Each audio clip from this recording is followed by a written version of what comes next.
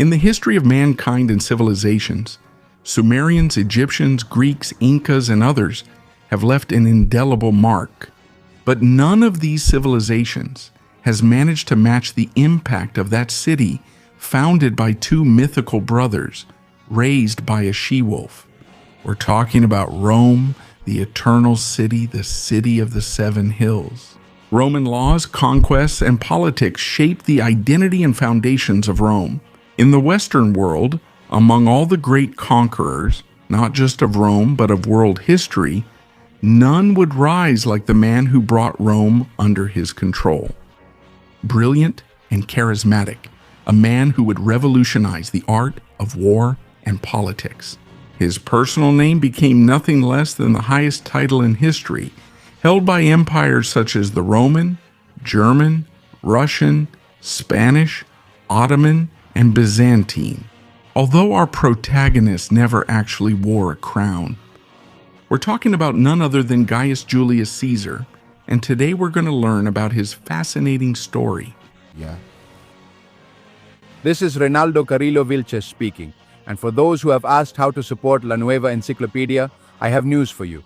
We've created a Patreon with exclusive documentaries on the most controversial topics, live seminars taught by us, and several more benefits.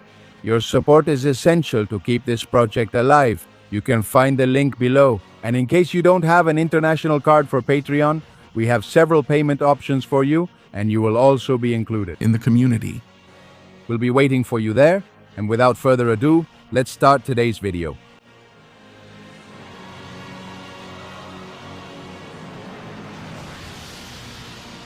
As we saw earlier, Julius Caesar, who was around 40 or 41 years old, around 60 BC, after climbing the ranks of Roman power, having achieved military victories in several places, and gaining great popularity among the people and the Roman Senate, he set his sights on the position of consul, a position that was attained through elections in which only free Roman men with full rights could participate.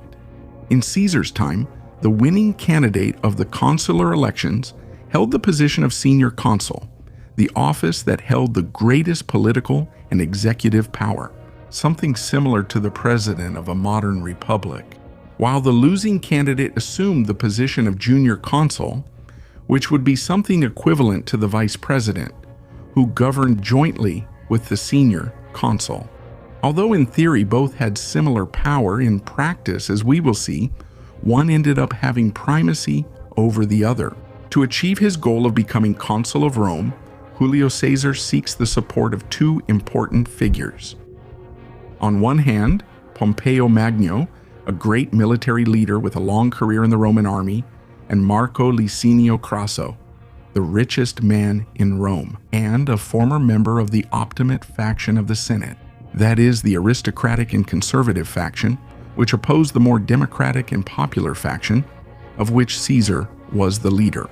From the conspiracy of these three Romans, the so-called First Triumvirate arises, which will be a temporarily secret and informal alliance, but at the same time widely powerful. With the support of Pompey Magnus and Marcus Licinius Crassus, Julius Caesar runs for the Roman consular elections in the year 60 BC. Thanks to his popularity among the Roman people and his two powerful allies, Caesar's victory was inevitable. The Optimates faction, for their part, nominate Marcus Calpurnius Bibulus, a prominent politician who had served successfully in Asia Minor several years earlier. The consular elections are held in the Field of Mars in the city of Rome in the autumn of the year 60 BC. The streets were turbulent and violence was an everyday occurrence.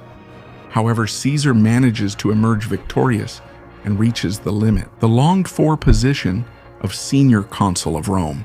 In the same way, the position of junior consul would go to Marcus Calpurnius Bibulus. Both consuls, both the senior and the junior, had the power to veto each other's decisions, which served as a sort of balance, in theory to prevent abuses of power. In turn, the position of consul lasted for 1 year, and Caesar, who had no time to waste, was very clear about the reforms he was going to push forward.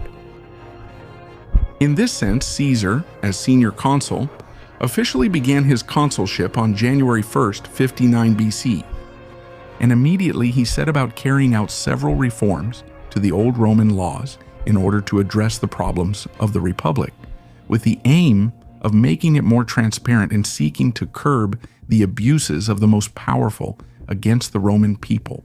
To improve judicial processes and put an end to the manipulation and corruption he had witnessed in his youth as a lawyer, Caesar promoted several reforms to the laws, such as the Lex Directione Judicium and the Lex Fufia Judiciaria. Both prohibited the Roman justice system from accepting accusations without foundation or solid grounds. On the other hand, in order to help the economic situation of the Roman provinces, Caesar set out to combat unjustified and arbitrary charges and taxes to which the population throughout the territory was subjected. La población de toda la República. Consequently, he proposed a reform to the so-called Lex Julia Repetundis, which affected both magistrates, that is, public administration officials, and promagistrates, meaning those who, without holding the office of magistrate, had the capacity to act as such in specific matters. This law would also limit the power of their delegates and agents, and by extension of all Roman citizens who held any share of political power. The reform of the law in question annulled donations of up to 10,000 sesterces that administrators could receive during their terms. It also ordered the establishment of tax lists, the suppression of extortions, tips, and bribes, and the prevention of the illegitimate acquisition of property through usurpation. It also enabled victims of extortion by the public administration to demand the return of their property. In turn, Julius Caesar created the Lex Julia Peculatus, a law that severely punished the misappropriation and embezzlement of public funds. All these reforms laid the foundations of Roman law, which severely punished the misappropriation and embezzlement of public funds. All these reforms largely laid the foundations of Roman law, which is still taught in law schools today and forms an essential part of modern legislation around the world. In the face of all these projects, the Optimate faction of the Senate, surprised by the sudden indifference of Pompey and Crassus, whom they believed were on their side, but were secretly allied with Caesar, they still put up strong opposition to these reforms. However, none of these oppositions would be as fierce as the one when Caesar introduced the Agrarian Law, a bill whose goal was to grant land to the poorest citizens of the Republic, particularly to war veterans, as well as the urban proletariat. As a result, the Roman Senate erupts, and the Optimates react with dismay. And to their greatest terror, Pompey and Crassus, the two great pillars of the Optimate faction, defended Julius Caesar's project tooth and nail. After this, it was obvious to the Optimates. Pompey and Crassus had abandoned their faction to become loyal to Julius Caesar. Senator Cato the Younger, a longtime enemy of Caesar, privately admitted that the project was favorable for the social welfare of Rome. But he refused to approve the law, arguing that it would only expand the influence of Caesar and Pompey throughout Rome, whom he considered a threat to the very existence of the Roman Republic. In that sense, when the day of the vote on the reform arrived, the project had to be approved by the majority of the Senate. The debates were heated and turbulent. As senior consul, Caesar had to grant the floor to each senator to debate, and by extension, and to his frustration, he also had to give the floor to his old enemy, Cato. Cato stood up from his seat and spoke for hours without stopping. His strategy was clear. He wanted to speak as long as possible to postpone the vote. Frustrated by this situation, Julius Caesar orders the arrest of Cato, which causes even more disturbance within the Senate. Cato was the most prestigious senator in Rome, known for his stoicism, his strict transparency, and his defense of republican values. When they saw that Cato was being arrested, the other senators stood up and left the Senate. Julius Caesar, perplexed, asked them why they are leaving. The senators' response, according to historians, was forceful. We would rather be in jail with Cato than in the Senate with you. Without the senators present, it was impossible to hold a vote, so the agrarian law could not be passed. Apparently, for the moment, Caesar had fallen into Cato's trap. Even so, Julius Caesar does not give up and resorts to his last option, taking his bill to the so-called comitia, which were assemblies where all Roman citizens were called to make decisions about certain special aspects of the state, such as approving laws or deciding certain special matters of the state. In this sense, Julius Caesar, together with Pompey and Crassus, hurriedly go to present the bill to the assembly of citizens, stirring up the passions of the people. However, the Optimates had one last card up their sleeve. Caesar's junior consul, that is, the Optimate Marcus Calpurnius Bibulus, had, as we mentioned before, the power to veto the bill, and this was exactly what the Optimates planned to do. But on his way to the assembly, the junior consul Calpurnius Bibulus was violently attacked by the people of Rome. They tore his clothes, threw dung at him, and beat him, which resulted in tremendous humiliation. As a consequence, Bibulus found himself unable to veto Julius Caesar's law, and even refused to have any further public involvement in these matters. Caesar's enemies jokingly said that year was the year of the consuls, of Julius and of Caesar. Without opposition, Caesar achieved a resounding victory, and the historic agrarian law that promised a great economic change for Rome was approved that very day.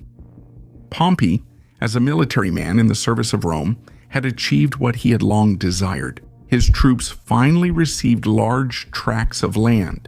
Some historians indicate that approximately 55,000 Romans benefited from Julius Caesar's agrarian law. After this, to strengthen his political alliances, Julius Caesar married Calpurnia for the third time, who was the daughter of Senator Lucius Calpurnius Piso, who, at the end of Caesar's term, was to succeed him as the new consul. At the same time, Caesar married his only daughter, Julia, to his ally Pompey the Great. Fortunately for Caesar, the marriage that had initially been arranged for political purposes turned into a true love relationship between them. Pompey and Julia fell deeply in love, which further distanced Pompey from the conservative Optimates, who, now regretful, were looking for various ways to bring him back to their side. In this way, the year 59 BC comes to an end, and with it, Caesar's consulship, who now had to seek protection in a political position that would grant him immunity from the attacks he would face once he was no longer in power and at the mercy of his enemies. For this reason, before the consulship ended, Caesar, Pompey, and Crassus acted from the shadows and divided the power of Rome among themselves. Under the new agreement, Crassus would obtain the eastern region bordering the Parthian Empire, with the ambitious goal of conquering that empire and emulating the campaigns of Alexander the Great. Meanwhile, Pompey the Great would continue to hold great power in the city of Rome. As for Julius Caesar, in addition to marrying, as we saw, the daughter of the next consul, Lucius Calpurnius, he would be appointed as proconsul, that is, as the highest political authority in Rome. In a region far from Rome, he was assigned the region of Cisalpine Gaul, which is in what is now northern Italy before crossing the Alps. He was also assigned the region of Illyricum, in what are now the Balkan countries. And after the sudden death of Governor Quintus Metellus Celer, he was also appointed as proconsul of Transalpine Gaul, that is, the territories adjacent after crossing the Alps, in what are now France, Belgium, and Switzerland. In addition, he received command of 4 Roman legions, along with financial authority to found colonies and appoint their respective legates. Thus, with everything in his favor, Julius Caesar began one of the most pivotal moments of his life and of history, when in March of 58 BC, he set out for Gaul with the goal of subduing and conquering it in the name of the Roman Republic.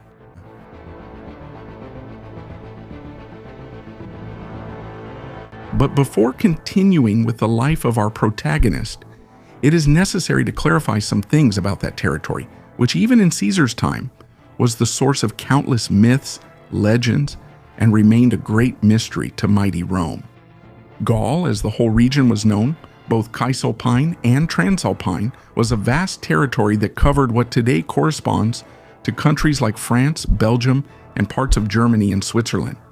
This territory was inhabited. It was inhabited to a large extent by peoples of Celtic origin. The Celts were a diverse cultural and linguistic group that had originated in Central Europe near the end of the Iron Age around 1200 BC, when they shifted from a pastoral economy to an agricultural one, under a strong influence from Indo-European migrations. Although many of the peoples of Gaul shared the same language and customs, they had no common political unity. That is to say, there was no Gallic king, leader, or institution powerful or unifying enough to keep Gaul completely united or dominated, nor the peoples who lived there. This gave Caesar a substantial advantage. At the time when Julius Caesar set out for Gaul, the Romans already controlled a small part of the south of what was called Romanized Gaul, although they only maintained that control to have a land route to the province of Hispania, which indicated an emerging need for the Romans to expand into Transalpine Gaul. In Cisalpine Gaul, on the other hand, there were already some vassal peoples of Rome, such as the Aedui, who, in exchange for their loyalty to Rome, received Roman military protection against other groups. In this sense, as proconsul, Caesar had to guarantee the stability and interests of Rome in that region. Returning to the events, to the east of Gaul, the Helvetii, another Germanic people led by their leader, Orgetorix, tired of living in the cold and high Swiss Alps, decided to migrate west, threatening to enter Romanized Gaul. When he learned of this, Caesar quickly set out with his legions to meet them and ordered the Roman bank of the Rhone River to be fortified, with the aim of preventing the invading people from entering Roman territory in Gaul. However, Caesar agrees to receive the envoys and ambassadors of the Helvetii, who inform him that they had no conflict with Rome and only wished to settle in Gaul. Caesar denies their request, claiming that he did not have the Senate's permission to grant such a wish and that the entry of the Helvetii would only cause unrest among the Gallic groups. Despite the refusal, the Helvetii, ignoring Caesar's order, decide to cross the river using rafts.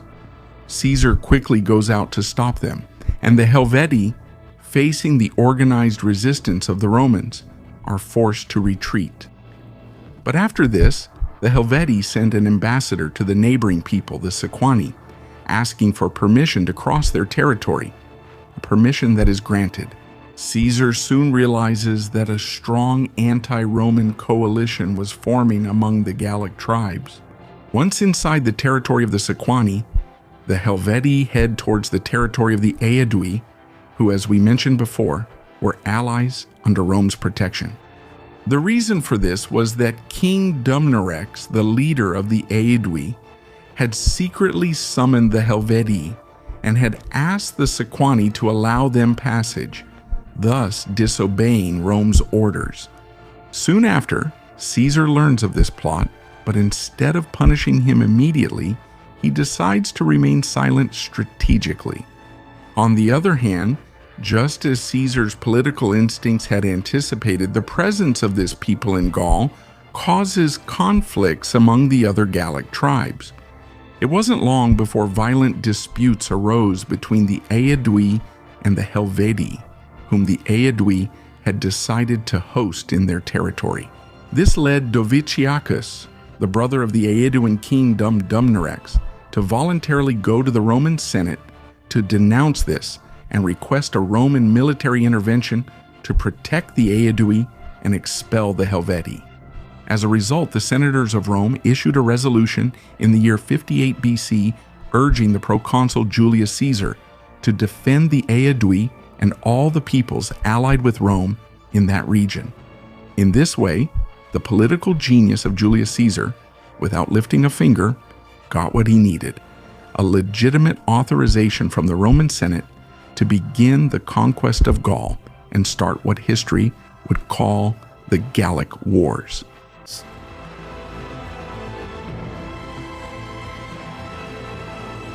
After obtaining authorization from the Senate, Caesar marched into the territory of the Aedui with 6 Roman legions, that is, approximately 36,000 soldiers, as well as 4,000 cavalrymen, Aedui allies. And after a hard-fought battle, he overwhelmingly defeats the Helvetii at the Battle of Bibracte on June 29, 58 BC, forcing that Germanic people to flee back to Switzerland. On another note, further north, there was a Germanic group from the Rhine River, known as the Suebi, led by King Ariovistus. King Ariovistus, during Caesar's consulship, had signed a friendship agreement with the Romans, but he quickly used it as a facade to plunder and intimidate other peoples at will, such as the Aedui, which led Diviciacus, the brother of the king of the Aedui, to once again seek help from the Roman proconsul. In response, Julius Caesar sends Roman envoys requesting King Ariovistus for an audience on Roman territory. But the Germanic king replied that if Caesar wanted to see him, he would have to come and find him. Caesar quickly responds to the challenge and sets out to easily defeat him at the Battle of Vosges on September 10 of the same year, 58 BC. Never before had the Romans brought their presence so far north in the Europe they were beginning to conquer. This causes the Belgian tribes, known for their warlike nature, to quickly become alarmed by this possible threat and turn violent. However, the Belgians will suffer the same fate as the Suebi. A year later, in July of 57 BC, at the Battle of the Sabis River, with the Belgians being violently annihilated and dominated by the Roman legions. On the other hand, to the east of Cisalpine Gaul, in what is now northeastern Italy, bordering Slovenia, was the people of the Veneti, famous for their naval strength with large and fast vessels, who had recently formed a confederation of peoples to fight against Rome. Aware of his naval inferiority, Caesar orders the construction of more sophisticated and effective ships to counter his rivals. In this way, the Romans, under Caesar's command, build several galleys with oars so that the movement of the ship would depend on the coordination and strength of their soldiers and not on the wind. In addition, he includes scythes to cut the sails of his rivals. In this way, the Romans and the Veneti in Cisalpine Gaul faced each other in the Gulf of Morbihan, and Caesar's tactical genius quickly granted him victory in the summer of 56 BC. As Caesar had foreseen, the Roman galleys immobilized the Veneti ships with their scythes, which effectively cut the sails of the other ships. With the help of the oars, they boarded the enemy Veneti ships and fought face to face. The battle resulted in a massacre of the Veneti, and the survivors were reduced to slavery. It is worth noting that much of this information about the Gallic Wars is known directly thanks to Julius Caesar, who wrote a work whose title translates from Latin as Commentaries on the Gallic Wars. In this work, Caesar records countless and invaluable details about the entire course of the war. The study of this work allows us to understand several reasons behind the continuous triumphs of Julius Caesar, who revolutionized the art of war for his time. First of all, there was what scholars call Caesarian speed, which allowed him to carry out fast and surprising movements with which he ambushed his enemies. At the same time, Caesar's tactics included the innovative use of engineering and architectural works, which gave him a technical advantage on the battlefield. For his part, Caesar also had among his lieutenants, at least at the beginning of the war, several of the most illustrious military minds of Rome, like Titus Labienus, his most outstanding general, Mark Antony, his most loyal companion, and considered a fierce man in combat, Publius Crassus, the son of his ally Marcus Crassus, Quintus Cicero, the younger brother of the famous orator Marcus Tullius Cicero, and his nephews, Quintus and Lucius. All these factors combined were turning Caesar into a formidable and unstoppable conqueror who was getting closer and closer to bringing all of Gaul to heel. Returning to the war, in the winter of the year 56 to 55 BC, two Germanic peoples, known as the Usipetes and the Tencteri, would once again cross the Rhine River. They disturbed the peace of the Gallic groups that were already subdued or allied to Rome and who inhabited that area. Caesar, fed up with the Germans, decided to act without hesitation and engage them in the Battle of the Meuse and defeated them. But the irate Caesar, still not satisfied, proceeded to do something that his political enemies and later historians have reproached him for. Caesar ordered the total extermination of those two Germanic tribes, killing all their members: children, women, the elderly, and men. Those who managed to escape from the battle went back to Germania by crossing the Rhine River, believing that they would now be safe, since the Romans had never reached Germanic lands. However, Caesar, convinced of the need to eliminate those related tribes that threatened the stability of his newly conquered lands, decided to take the time to pursue them beyond the Rhine River. In the dramatic pursuit, the fleeing tribes quickly made improvised rafts to cross the Rhine River, and the Romans, having neither boats nor rafts, are unable to catch up with them. However, Caesar once again uses his military genius along with Roman engineering and builds in just 10 days a bridge 400 meters long and 9 meters wide, so that 25,000 Roman soldiers could cross the Rhine River for the first time, marking what was also a historic breakthrough in military engineering worldwide. Once inside what is now Germany, Caesar quickly reaches what was left of both related peoples, as if that river that separated them had never existed. Upon reaching them, Caesar and the Romans carried out what is now considered a genocide, taking the lives of more than 200,000 people and completely wiping out both groups. Once the invasion was over, on his way back to Roman Gaul, Caesar also destroyed his own bridge. Caesar recounts all of this in his work, Commentaries on the Gallic War, without any scruples or shame. With these events, Caesar becomes the first Roman military leader in history to cross into Germania. With Gaul almost completely dominated, the ambitious Julius Caesar, in the year 55 BC, looks toward a place that no Roman general had ever reached before: the distant island of Britain.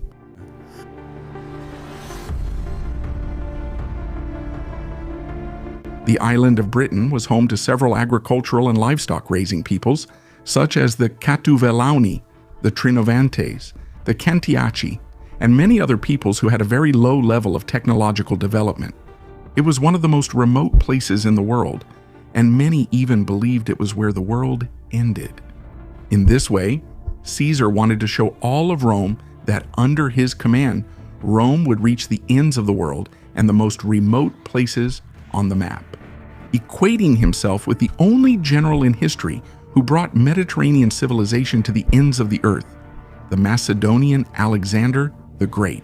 Using the excuse that the British groups had helped the Veneti, Caesar undertook 2 expeditions crossing the English Channel.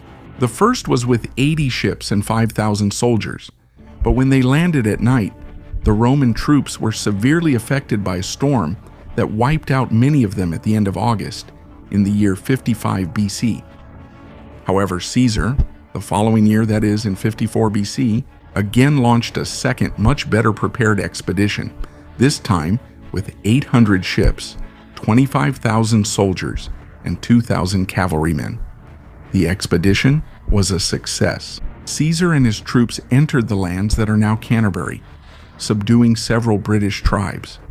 These peoples, to avoid the same fate as the Gauls, peacefully agreed to offer annual tribute to Rome. Apparently, Caesar did not intend to conquer Britain. It was more of a campaign to enhance his legacy, his prestige, and his popularity among the Romans. Although he also managed to show the Britons the power of the Roman Republic and the consequences they would face if they continued to aid the Gauls. By then, Caesar's conquests had also made him extremely wealthy, which allowed him to pay off his debts.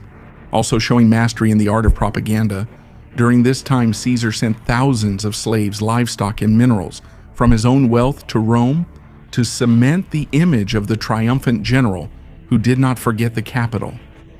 His victories were told throughout the city and fervently celebrated by the Roman people. However, very soon his ally, Pompey the Great, began to watch him with suspicion. And at the same time, things for Caesar begin to turn against him. Upon returning from Britannia to Roman Gaul, Caesar receives 3 catastrophic pieces of news. First, he learns of the death of his only daughter, Julia, who dies giving birth to his grandson and Pompey's son. The news completely devastates Caesar. His soldiers, who always saw him as a model of composure and victory, see him for the first time broken down. Besides being a fatal emotional blow, it was also a political one, since Pompey's love for Julia was the main bond of loyalty he had with Caesar. In this way, politicians in Rome did not miss the opportunity to approach Pompey again so that he would break away from Caesar for good. On the other hand, in Asia Minor, Marcus Crassus was engaged in a bloody struggle against the Parthians, led by General Serena.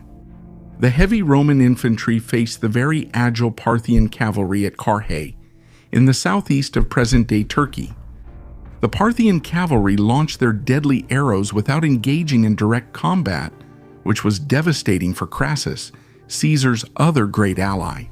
And for him, the worst was yet to come, because his son, the brave Publius Crassus, who had fought alongside Caesar, died from one of these arrows shot by the Parthian horsemen.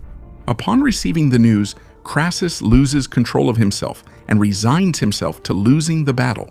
The Romans, without a leader to guide them, were completely annihilated in the battle.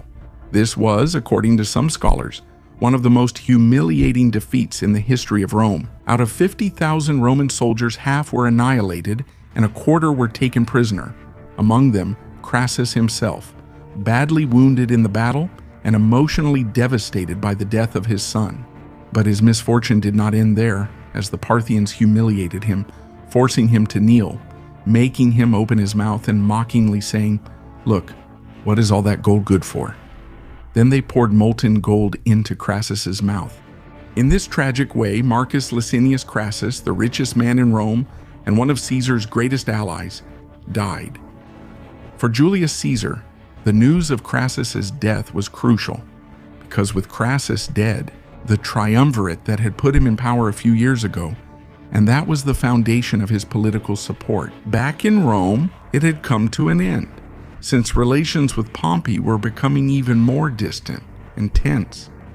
Now then, the third piece of news was the most important of all. The Gauls, tired of the Roman yoke, staged a great rebellion while Caesar was in Britain. This time, the Gauls did something they had never done before in their history.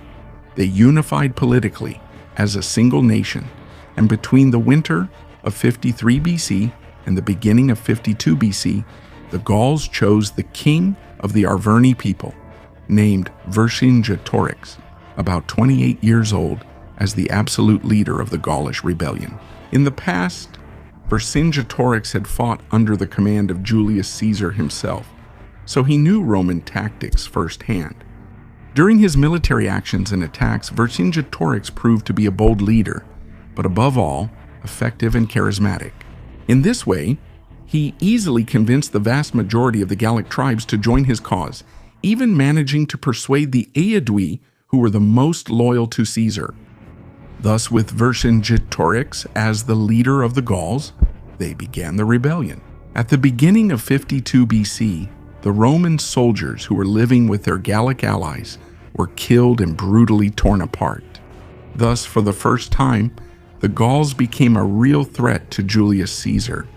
With the death of his daughter Julia, the death of Crassus, and the uprising of the Gauls, everything that Caesar had achieved seemed to be falling apart. Thus, Caesar understands that he must act quickly.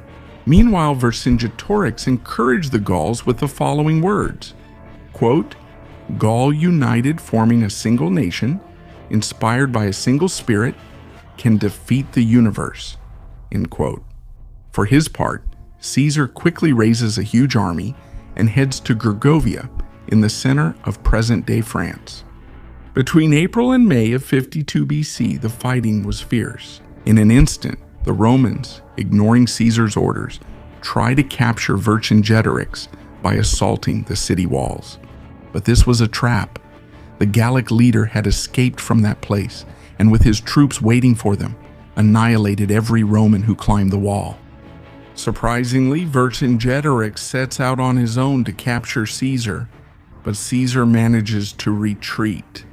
For the first time in his life, Caesar had been defeated. Vercingetorix, realizing that his victory was due more to the failures of the Romans than to the merit of his own men, decides to withdraw to the stronghold of Alesia, located on Mount Auxois, in what is now the Burgundy region of France. In Alesia, Vercingetorix summons a huge Gallic army to deliver the final blow to Caesar. But Caesar, against all odds, quickly reorganizes his army, made up of 60,000 men and several allied German cavalrymen. This time, better prepared and better organized, he goes in search of Vercingetorix. The Gallic leader, who sought to avoid a direct confrontation with Caesar, entrenched himself in the fort with 80,000 soldiers at the beginning of September in the year 52 BC. Everything was set for the Roman Caesar and the Gaul Vercingetorix to fight for control of Gaul in one of the greatest and most epic confrontations that Roman and human history has ever witnessed. We're discussing the Battle of Alesia.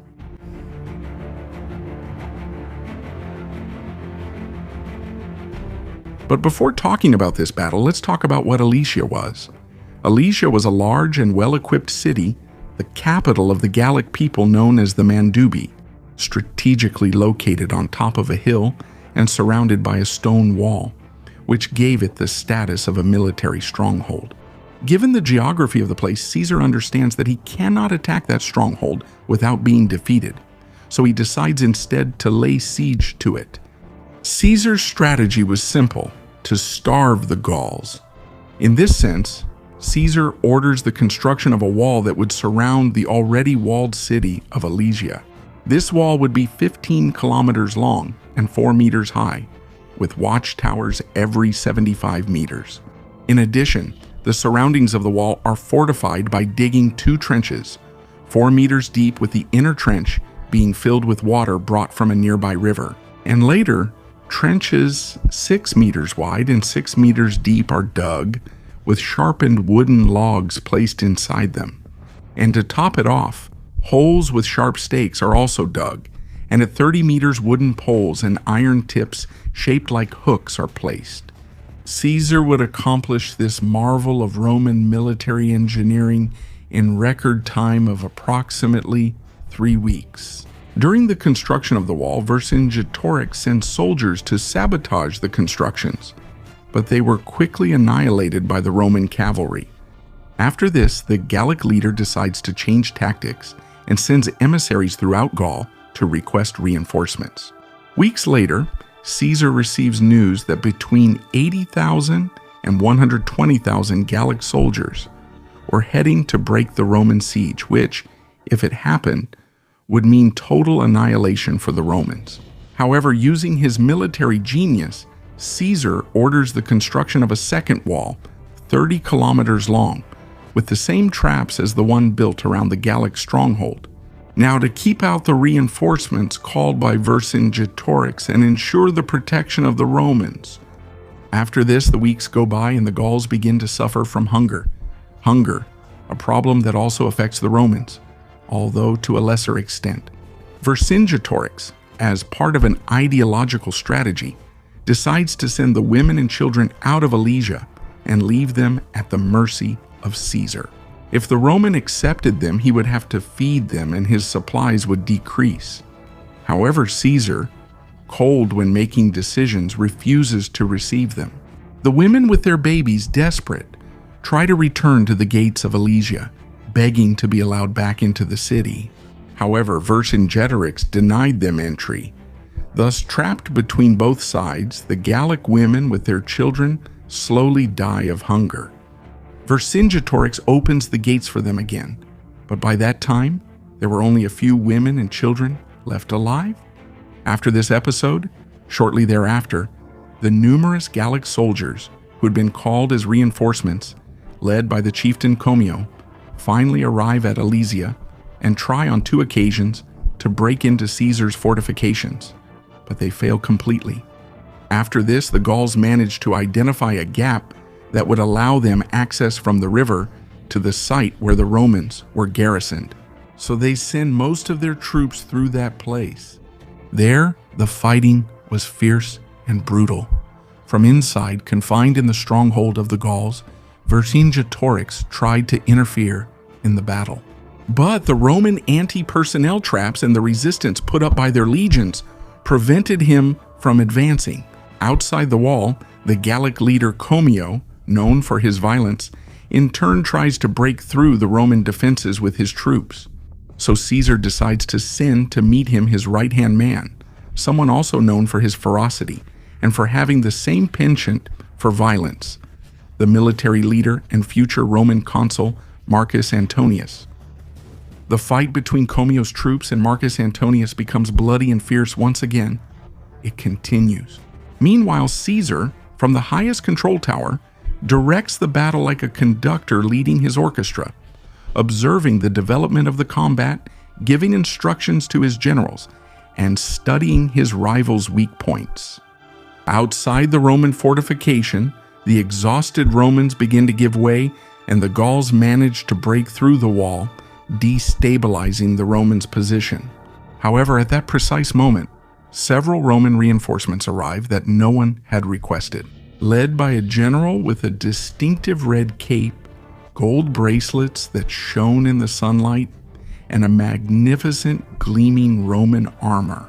It was none other than Caesar himself, who had come down from the watchtower and was jumping into the fray to fight side by side with his men against the Gallic troops. With this, the morale of the Roman soldiers soars, and motivated, they continue the fight with even more strength until the end. Julius Caesar, at 48 years old, the man, the consul, the soldier, the living legend, joins the fight. With the same skill as that young man from the Subura district in Rome, who earned the civic crown in his youth.